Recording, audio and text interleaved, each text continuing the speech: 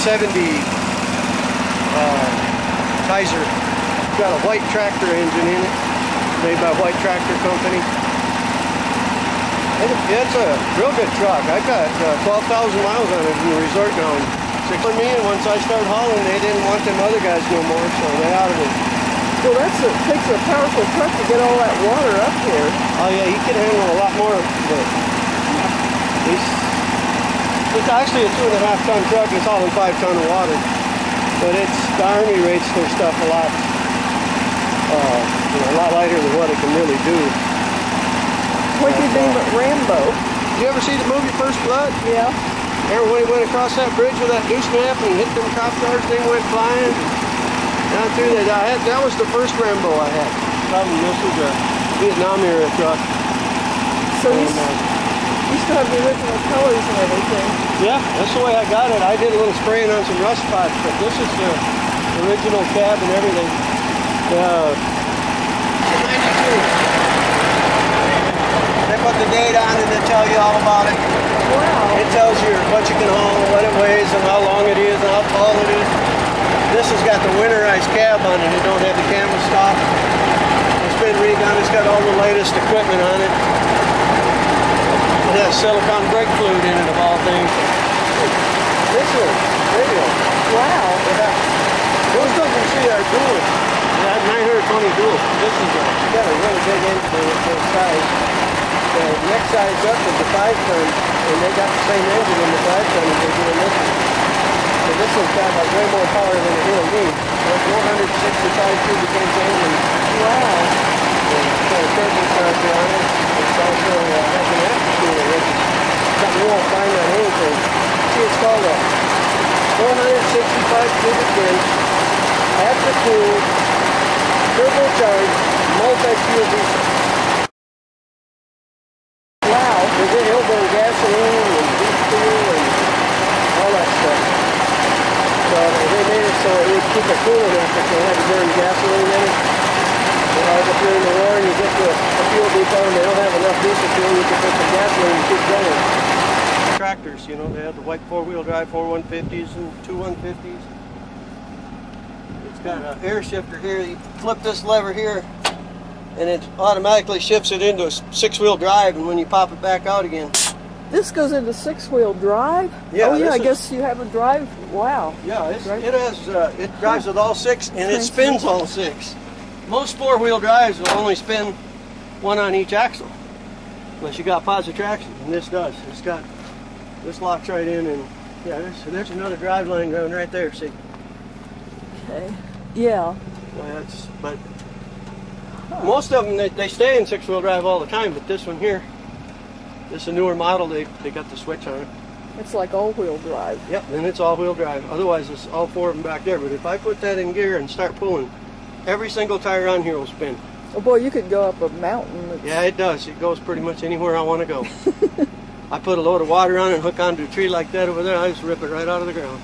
Huh. This will pull most tractors with a load on it. It's all about weight. You know, the heavier you are, the more you can pull. Yeah. That's why they have weight classes in the tractor pulls. And I got a lot of extra equipment on this. I put the front hitch on there for volleying trailers and stuff. I got the back hitch for pulling trailers and goosenecks. Yeah, these are real big. Big truck.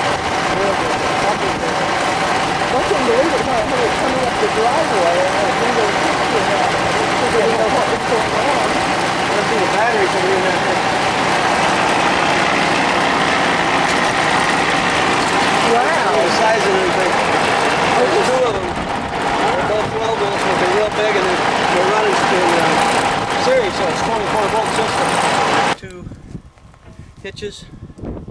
I put that on my hitch in the front, and I put it on the hitch in the back of a car, or usually a 4-wheel drive or a pickup or something.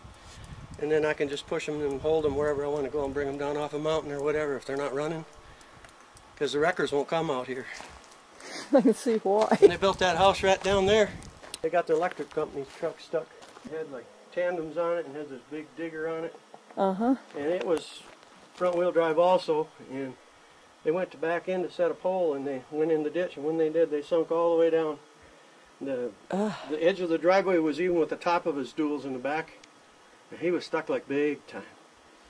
So I had to go get a load of water. And they have these tow straps. Instead of using chains, you can take a run at them. They won't let them use anything else. And believe it or not, I pulled that big bugger out. Spinning with all 6 of them, I thought, oh, well, I didn't get him out. And then all of a sudden, away we went. I thought, what happened? I looked back, and he wasn't coming. That surprised everybody that I got him out. I believe this, but I said I wanted super singles, but I didn't know they even made them at that time. Because they have to make extended hubs on them. But anyway, I said, you know what happens down here is we cross the creeks and we run these roads, and then damn rocks go between the duals, and they get stuck up in there. That's an old deuce there. That, that's the name of the magazine right there. Okay, military. Yeah, military vehicles. Let me see if this one's the trader one. Yeah, military vehicles. Yeah. I'll be interested in that. Yeah, so you go in the back here and they'll show you all the stuff they got for sale. They got everything in this book. There's a truck like mine right there. There's another one. Oshkosh, Wisconsin, they build a lot of Army stuff.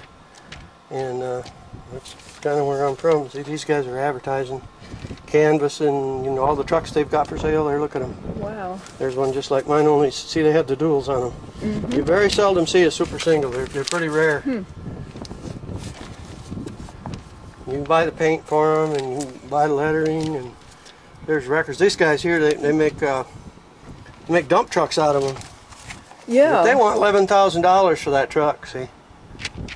This here is just a plain old, that's a plain old deuce like I got with the dualies on it. It's had the same engine and all that in it. But here's what they do, now they switch them. They've got these new rims and these big super single tires. But they're $600 a piece with the rim and the tire. And I had to buy mine, that's why I got this magazine. I hunted and hunted. I called all these people and kept calling, and finally I found a place in Polka, West Virginia. And they sell their, they buy these trucks and go through them completely. And they have to paint them, of course, because you can't ship, they won't buy a camouflage or army green. Yeah, it's got to be a civilian color. So mostly they usually paint them white, I think. And they sell them overseas to, you know, the people over there buy them and use them for work. And they don't sell any super singles, so when they got these in, when they buy one of these, they had super singles, they take them off, and then they take these hubs off and put the regular hubs on off of one of their junker trucks. You know, some of them are just not